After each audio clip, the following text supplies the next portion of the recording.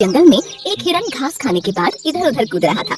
वो बड़ा सिरफिरा था, कभी पूरब में दौड़ता, कभी पश्चिम में, कभी उत्तर में जाता और कभी दक्षिण में छलांग लगाता चला जाता। उसे एक खरगोश ने देखा और समझाया, हिरन भैया जरा संभल कर कूदो, जंगल का इलाका है, कुछ भी हो सकता है। खरगोश भैया अपनी तो चाल निराली है, अपनी छलांग मतवाली है। इस जंगल का चप्पा चप्पा मेरे कदमों की आहट पहचानता है। तुम समझे कि नहीं समझे? मुझे लगता है तुम ज्यादा ही समझदार हो, तुम्हें अब समझाना मेरी ना समझी होगी। इतना कहकर खरगोश वहाँ से खिसक गया और हिरन महाराज की उछल कूद जारी ही रही। वो एक बार जोर से दौड़ा और दौड़ता ही चला गया। अचानक सामने पत्तियों के ढेर के पीछे एक गड्ढा आ गया। वो रुकते रुकते फिसल गया और गड्ढे में गिर गया।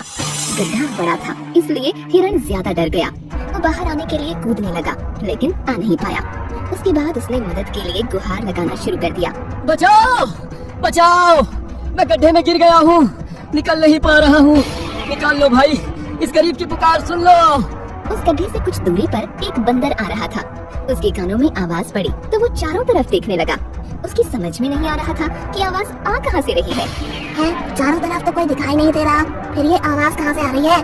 कहीं कोई भूत तो नहीं? अरे मैं भूत नहीं हूँ, मुझे बचा लो, बड़ा उपकार होगा। अरे भाई तुम दिखाई क्यों नहीं पड़ रहे हो? क्या आकाशवाणी से बोल रहे हो? अरे मैं गड्ढे के अंदर हूँ, तुम्हें कैसे दिखाई दूंगा? गड्ढे के पास में आओ, मेरी मदद करो। बंदर को पास में पत्तियों के पास एक गड्ढा दिखाई पड़ा। वो धीरे धीरे पास में पहुँच गया। अंदर देखा तो हिरन महाराज मदद की विनती कर रहे थे। अरे हिरन भाई, तुम गड्ढे के अंदर कैसे पहुँच गए? भैया नासमझी के कारण बहुत बड़ा धोखा खा गया। अब तो मैं अंदर हूँ, सही ढंग से बता नहीं सकता। खरगोश ने समझाया था, मैं नहीं समझ पाया था और गोता खा गया। मैं तो तुम्हें निकाल नहीं पाऊंगा, अगर कोशिश करूंगा तो खुद ही गिर जाऊंगा। अब तो तुम्हें हिम्मत दिखानी होगी, ऊंची छलांग लगानी होगी।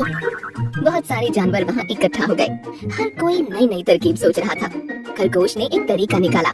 हिरन भाई, हम लोग तो तुम्हें निकाल नहीं पाएंगे, कुछ देर बाद यहाँ से चले जाएंगे। इसके बाद एक भयानक बब्बर शेर आने वाला है। सुना है बड़ा खूंखार और भूखा है। यदि उसने तुम्हें देख लिया तो समझ लो सीधे ऊपर का टिकट कट जाएगा। खरगोश की बात सुनकर हिरन डर गया। प्राण के भय से उसके अंदर न जाने कहां से बड़ी ताकत आई। उसने सांस खींचकर एक ऊंची छलांग लगाई और गड्ढे से बाहर आ गया। बाहर आकर वो अपने पराक्रम पर इतराने लगा। ये पैंतरा मेरा पुराना है, कभी कभी आजमाता हूँ और लंबी छलांग लगाता हूँ।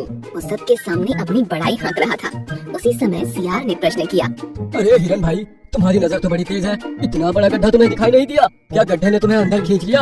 अम्मा यार सच सच बताओ, तुम गिरे कैसे? सियार के प्रश्न पर हिरन खुश हो गया। सियार भाई, तुमने अच्छा प्रश्न किया है, मेरा दिल जीत लिया है। अब मैं सही जगह पर आ गया हूँ, इसलिए इसका उत्तर बताने में मुझे अधिक आसानी होगी। सभी लोग एक तरफ खड़े हो जाओ, मैं बताता हूँ कि मैं गिरा कैसे। हाँ। हिरन पीछे आया और जोर से दौड़ते हुए उसी गड्ढे में कूद गया। इसी तरह मैं गड्ढे में गिर गया था। उसकी इस हरकत से सभी हैरान रह गए।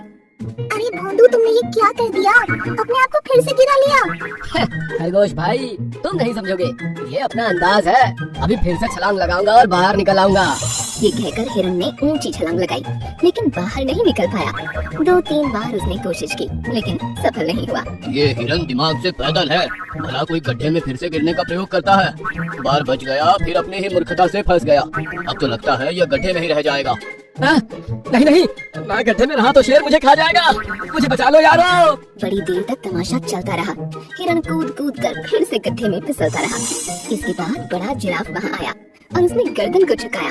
फिर इसके बाद हिरन को बाहर निकाल लिया गया। गड्ढे में गिरने के प्रयोग की मूर्खता दोबारा मत करना, वरना अंदर ही रह जाओगे। इस तरह से मूर्ख हिरन की जान बचाई गई और उसे सब जानवरों ने जंगल में भेज दिया।